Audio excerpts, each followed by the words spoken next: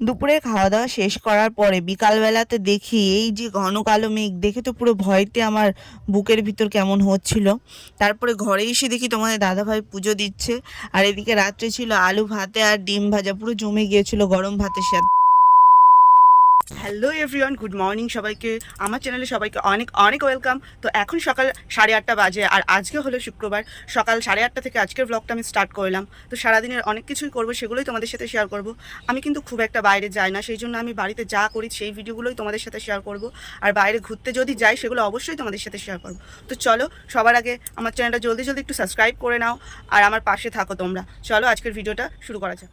সকালে সব কাজকর্ম সেরে ব্রাশ করাটা আমার কাছে খুবই ইম্পর্টেন্ট, কেননা ব্রাশ না করে আমি আবার কিছু খেতে পারি না, খুবই অসুবিধা হয়। তো ব্রাশ সেরে এদিকে তোমাদেরকে একটু বাইরের ওয়েদারটা দেখিয়ে দিলাম। আজকে সকালবেলাতে এরকম নিঝুম ওয়েদার, আর সকালের ওয়েদারটা দেখে তো বেশ মিষ্টি ওয়েদার মনে হচ্ছে, কিন্তু দিনের বেলাতে এই ওয়েদারটা একদম ভালো লাগে না, কেননা বৃষ্টি হলে আমার একদম ভালো লাগে না। রাত্রেবেলা হয়েছিল বেশ খানিকটা বৃষ্টি। তারপরে তোমাদের দাদাভাই পুজো দিয়ে দিয়েছে। তো রোজকার মতো মাকে আমার তোমাদেরকে দর্শন না করালে আমার মনটা যেন কেমন হয়, সেই জন্য মাকে তোমাদেরকে দর্শন করিয়ে দিলাম।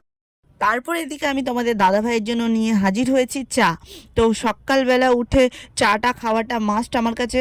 আর এই লিকার চা খেতেই আমি ভালোবাসি, কেননা দুধ চা খেলে প্রচণ্ড অসুবিধা হয়, আমারও অসুবিধা হয়, তোমাদের দাদাভাইয়েরও অসুবিধা হয়। তাই জন্য চা খেয়ে আজকে জানো তো সকালে দুবার চা করতে হয়েছে। আমি আর তোমাদের দাদাভাই চা খাওয়ার পরে তারপরে বাড়িতে এসেছিল মা।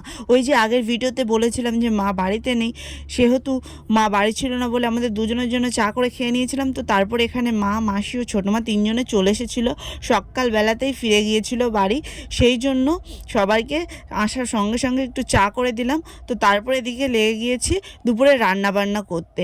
সকালবেলা আর তেমন কিছু করিনি, চা বিস্কুট খেয়েই কাটিয়ে দিয়েছি। তো এদিকে দেখলাম ঘরে গিয়ে একটা নারকেল ছিল, সেই নারকেলটা কেমন হয়ে গেছে, তো নারকেলটা তাড়াতাড়ি করে ওই জন্য ভেঙে নিলাম। তো ওদিকে মিক্সিতে আমি মশলা কমপ্লিট করে নিয়েছি, আর এদিকে মাছটা কেটে নিয়েছি। তো ভাতটা আমি বসিয়ে দিয়েছি। দুপুরে রান্না বান্নাটা আজকে চটপট করে নেবো, কারণ সবাই সকালবেলা কিছু খায়নি, সেই জন্য দুপুরের রান্নাটা তাড়াতাড়ি করে সবাইকে তাড়াতাড়ি ভাত দিয়ে দেবো। তো এদিকে আমার মাছের ঝালটাও কমপ্লিট হয়ে গেল। তো কী মাছ তোমাদেরকে কিছুই দেখাতে পারিনি, কেননা খুবই তাড়াতাড়ির ভিতরে করছিলাম, সেই জন্য রান্নাটা তোমাদের সাথে বেশি খুব একটা শেয়ার করতে পারিনি, তবে রান্নার শেষে তোমাদেরকে ভালো করে দেখিয়ে দেবো।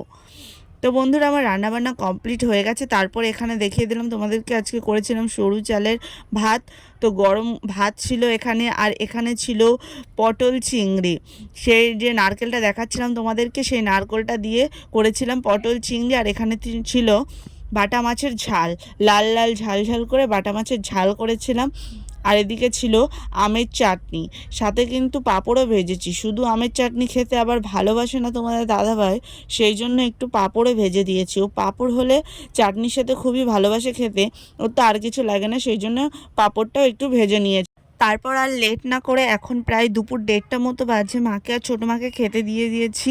মাসি পরে এসে খাবে, সেই জন্য মাকে আর ছোটো মাকে আগে খেতে দিয়ে দিয়েছি, আর আমরাও পরে খাবো। তারপর দেখো বন্ধুরা, একটু বিকাল টাইমে এসে এই মাঠটাতে বসি। তো মাঠে বসেছিলাম, তার কিছুক্ষণ পরে দেখো ওয়েদারের অবস্থা পুরো ঘন কালো মেঘ করে এসেছে। আর বাইরে বসেছিলাম যেহেতু, আমার তো খুবই ভয় করছিল, এরকম ঘন কালো মেঘ দেখলে আমার তো প্রচুর ভয় করে। আর তোমার দাদাভাই বাড়ির দিকে একটু কাজ করছিল, আর আমি মাঠে বসেছিলাম। আমি একা ছিলাম না, সঙ্গে মাও ছিল। তো সেই জন্য, আর এখানে ঝোড়ো হাওয়াও দিচ্ছিল হালকা হালকা করে। তো অন্ধকার হয়ে এসেছে সেহেতু তোমাদেরকে স্পষ্ট দেখাতে পারলাম না, তো হালকা ঝাপসা ঝাপসা দেখতে পাচ্ছ। আর এদিকে আমিও বসেছিলাম এখানে। তো এখানে একটা জোরে বাতাস এসেছিলো জানো তো, ভিডিও করতে করতে। তোমরা বুঝতে পারছো কিনা জানি না, কিন্তু আমার তো খুবই ভয় করছিল। তারপরে বাড়ি এসে এদিকে দেখছি তোমাদের দাদাভাই এখন আবার মাকে পুজো দিচ্ছে, মানে প্রসাদ দিয়ে পুজো দিচ্ছে। আমি ভাবলাম যে সন্ধ্যাবেলায় আজ আবার পুজো দিচ্ছ, কী কারণ? তো বললে আজকে যেহেতু অক্ষয় তৃতীয়া ছিল, আমার সকালবেলা মনে ছিল না, সেহেতু সন্ধ্যাবেলা মনে পড়েছে বলে এখন একটু মাকে একটু লাড্ডু নিয়ে এসে দিচ্ছে। আমি বললাম বেশ ভালো করেছো। আর তারপরে সন্ধ্যাটাও দিয়ে নিচ্ছে তোমাদের দাদাভাই, কারণ আজকে আমি সন্ধ্যা দেবো না, তোমাদের দাদাভাই বাড়ি আছে, সেহেতু ওই সন্ধ্যাটা দিয়ে দেবে। তারপরে জানো তো, আমি শুনেছি যে প্রত্যেক দিন নাকি বাড়িতে ধুনো দেওয়া ভালো। আর যেদিন থেকে আমি মায়ের এই ছোট্ট আমার বাড়িতে স্নান করেছি, সেদিন থেকে চেষ্টা করি প্রত্যেক দিনই দেওয়ার। যেদিন পারি সেদিন অবশ্যই দিই, আর যেদিন পারি না সেদিন দিতে পারি না।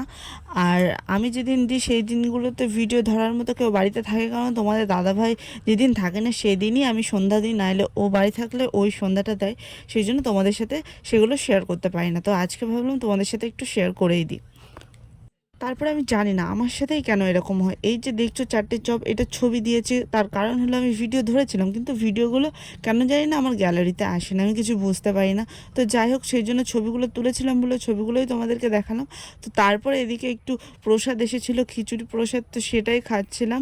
তো ভাবলাম তোমাদের সাথে এটাও কেন দেখাবো না, কারণ সবই যখন তোমাদেরকে দেখায় যে কি খাই, কি করি না করি, তাহলে এটা কেন বাদ চায়। যেহেতু এটা একটা পুজোর প্রসাদ ছিল, সেহেতু খিচুড়ি প্রসাদটা অনেকটাই সুন্দর হয়েছিল খেতে, আর খুবই ভালো লেগেছিল খেতে। আমার মতো কে কে তোমরা এরকম গরম ভাত আর আলু সিদ্ধ আর সাথে যদি হয় ডিম ভাজা, কে কে খেতে ভালোবাসো অবশ্যই কমেন্টে জানিও। কিন্তু তোমাদের দাদাভাইয়ের জন্য স্পেশালি ডিম ভাজাটা, কেননা ও ডিম ভাজা খেতে খুবই ভালোবাসে, তো সেই জন্য ডিম ভাজাটা করা। আর আজকের আলু ভাতেটা তোমাদের দাদাভাই নিজেই মেখেছিল, তো আমাকে বললো যে আমি মাখাবো আজকে আলু ভাতেটাও। আমি বললাম ভালো কথা, তুমি মাখাও। তো তারপরে এদিকে মায়ের ভাতটা এনে আমি মাকে দিয়ে দিলাম। তো দুপুরে একটু সামান্য তরকারি ছিল, সেটাও মাকে দিয়ে আমি ভাতটা দিয়ে আসলাম মায়ের ঘরে। তো মায়ের ভাতটা দিয়ে এসে তো বসে পড়লাম আমি খেতে, কেননা ভাতটা ঠান্ডা হয়ে গেলে আর ভালো লাগবে না। এরকম ধোয়া ওটা গরম ভাত, সাথে আলু ভাতে আর এই যে একটুখানি ডিম ভাজা, খেতে যা লাগে না, আমার তো খুবই ভালো লাগে। কে কে এরকম ভাত খেতে পছন্দ করো অবশ্যই কমেন্টে জানিও। কিন্তু সকাল হোক বা কিংবা রাত কিংবা দুপুর, আমার এরকম খাবার হলে আর কিছু লাগে না, মাছ মাংস লাগেই না। তো আজকের ভিডিওটা এই পর্যন্ত। ভালো লাগলে অবশ্যই একটা লাইক, কমেন্ট অ্যান্ড শেয়ার করে যেও এরকম ইন্টারেস্টিং ভিডিও পেতে। আর তোমরা যারা এখনও আমাদের চ্যানেলের সদস্য হওনি, জলদি জলদি সাবস্ক্রাইব করে নাও। টাটা, বাই বাই, দেখা হচ্ছে নেক্সট ভিডিও।